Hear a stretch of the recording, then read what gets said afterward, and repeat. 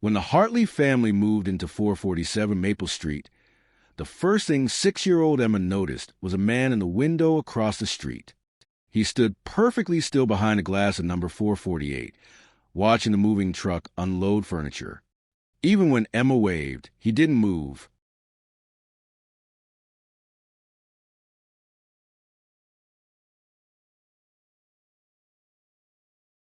Rachel Hartley looked up from directing the movers and followed her daughter's gaze. The window across the street was empty. "Who, sweetie?" "The smiling man." Rachel squinted at the house. It looked abandoned. Peeling paint, overgrown lawn, newspapers piled on the porch. "I don't see anyone. Come on, let's get you inside. It's getting cold." That night, Emma woke to find the smiling man standing in her bedroom doorway. He was exactly as she'd seen him in the window, middle-aged, wearing a brown cardigan and slacks, his face frozen in that same pleasant smile. He didn't blink, didn't breathe, just smiled. "Mommy!" Emma screamed. Rachel burst into the room, flipping on the lights. The doorway was empty. She checked the hallway, the closet, under the bed. Nothing. It was just a nightmare, baby. You're safe. But Emma knew what she'd seen, and she knew he was still smiling, somewhere in the darkness. The incident started small. Rachel would find the front door unlocked in the morning, though she distinctly remembered locking it. Food disappeared from the refrigerator. Entire meals, not just snacks. Her husband, David, dismissed it as stress from the move, exhaustion playing tricks. But then Emma's teacher called. Emma drew something disturbing in art class today. "Mrs. Patterson said carefully, 'A man standing in your house.' She said he visits every night and watches your family sleep. She said he's teaching her a game." Rachel felt ice crystallize in her stomach. What kind of game? She wouldn't say. But Mrs. Hartley, the detail in the drawing. The man has a very specific face. I think Emma might be seeing someone, a real person. That evening, Rachel questioned her daughter gently. Emma sat at the kitchen table, swinging her legs, completely calm. "He's nice. He says he used to live in our house a long time ago. He misses it.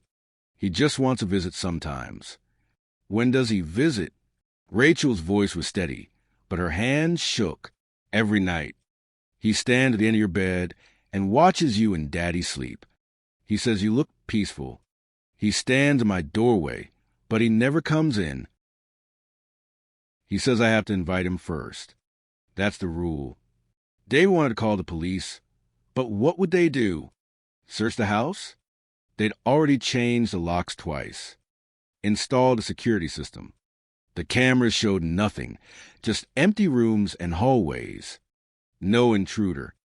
No smiling man. But the presence grew stronger.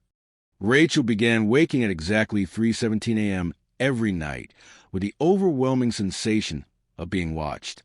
She'd lie frozen in bed, too terrified to open her eyes, feeling breath that wasn't David's against her face. Cold breath that smelled like earth and decay. Sometimes she'd hear it, a soft, wet sound, like lips stretching wider, a smile growing. When she finally worked up the courage to look, there was never anyone there. But in the morning, she'd find muddy footprints beside the bed, size 11 men's shoes.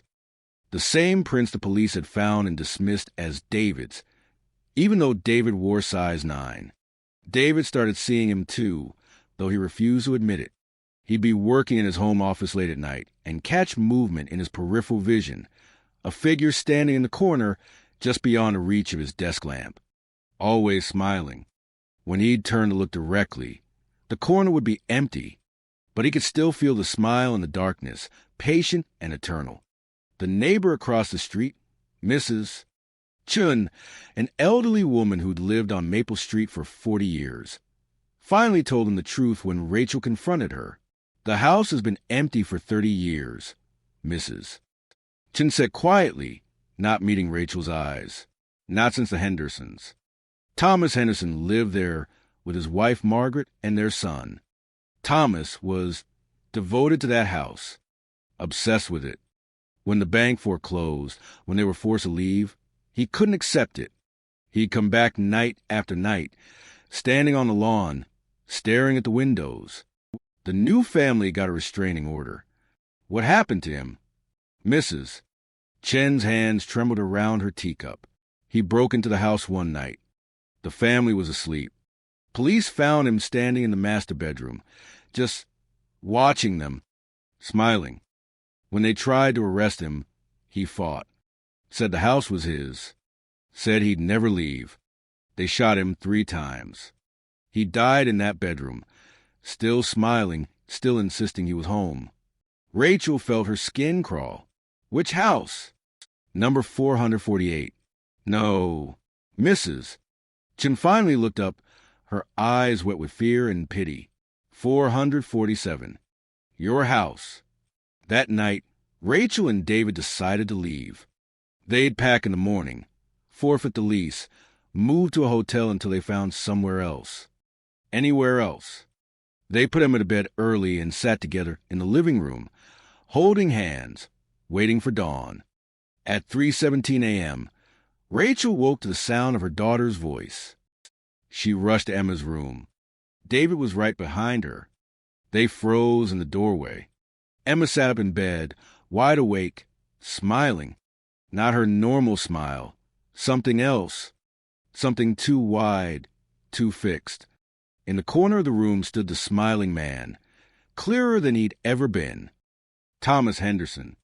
He looked solid now, almost real, almost alive. Emma asked him to come in, he said pleasantly. His voice was hollow, echoing from somewhere deep and cold. She invited me. That's the rule.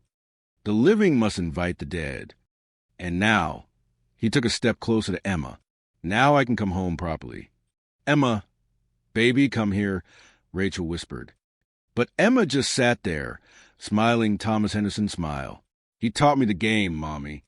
He taught me how to smile. If you smile long enough, if you never stop smiling, your face forgets how to do anything else. And then he can wear it, like a mask, like home. Emma's head tilted at an impossible angle, her smile stretching wider, the corners of her mouth reaching toward her ears. The skin began to tear. David lunged forward, but Thomas Henderson moved faster, impossibly fast, crossing the room in an instant, placing his hand on Emma's shoulder. Where he touched, frost spread across her pajamas. I just want to come home, Thomas said reasonably, his smile never wavering. I died here. This is my place. You're just visiting, but Emma understands. She's going to let me borrow her face, her body, her life, just for a while, just until I feel at home again. Please, Rachel sobbed. She's 6 years old. I was 43 when they killed me. Age doesn't matter when you're dead. All that matters is a smile, the invitation, the rule. He leaned down, his face inches from Emma's. Keep smiling, sweetheart. Just a little longer. Let me in all the way. Emma's eyes began to change color, brown fading to Thomas Henderson's pale blue. Her features started to shift, bones moving beneath skin, reshaping, reforming. The smile grew wider still. David charged, tackling the figure. He passed through it like smoke, crashing into the wall. Thomas Henderson didn't even glance at him. His attention was fixed on Emma, his smile reflecting in her changing eyes. Almost there, he whispered. Almost home. Rachel screamed, grabbing Emma, trying to pull her from the bed. But Emma's body was cold, frozen solid, immovable. The smile continued spreading across her face, tearing now, blood trickling from the corners of her mouth. Her laughter bubbled up, but it wasn't Emma's laugh. It was deeper, older, wrong. Then, abruptly, Emma blinked. The spell broke. She looked at her mother with normal eyes, terrified, confused eyes, and whispered, Mommy, I don't want to smile anymore. My face hurts. Thomas Henderson's figure flickered, becoming translucent. His smile finally faltered, twisting into rage. No, no, You invited me. That's the rule. I take it back. Emma cried. I don't want to play anymore. You can't take it back. His voice rose to a shriek, the pleasant facade cracking. You can't uninvite the dead. That's not how it works. This is my house. But Emma had stopped smiling, and as her smile faded, so did Thomas Henderson. He clawed at the air, at Emma, at reality itself, trying to hold on. His form dissolved into shadows, into nothing, until only his voice remained, a distant echo of fury and loss. I'll wait. The voice promised from the walls, from the foundation, from the very bones of the house. I've waited 30 years. I can wait longer. Eventually, you'll smile again. Everyone smiles eventually. And when you do, I'll be watching. I'll be ready. This is still my house. You're just visiting. Just visiting. Just silence. Emma collapsed into her mother's arms, sobbing. David pulled them both close. They didn't sleep that night. They didn't speak. They just held each other until the sun rose. The next morning, they left everything behind and drove away from 447 Maple Street. In the rearview mirror, Rachel saw a figure standing in the front window of their former home. Thomas Henderson, watching them go, still smiling, always smiling. They moved across the country, changed their names, never spoke about what happened. But sometimes Rachel would catch Emma standing motionless, staring at nothing, her face carefully neutral, never smiling, never frowning, just blank. Are you okay, sweetheart? Rachel would ask, and Emma would nod, still not smiling. I'm fine, Mommy. I just don't like to smile anymore, just in case. He said he'd wait. I think he's still waiting. Years passed. Emma grew up, went to college, got married, had a daughter of her own, and she never smiled, not truly. She'd learned to fake it, a brief, controlled expression that never reached her eyes, never lasted too long. Her husband thought she was serious-natured. Her friends called her reserved. Only Rachel knew the truth. On Emma's daughter's 6th birthday, Emma received a letter. No return address.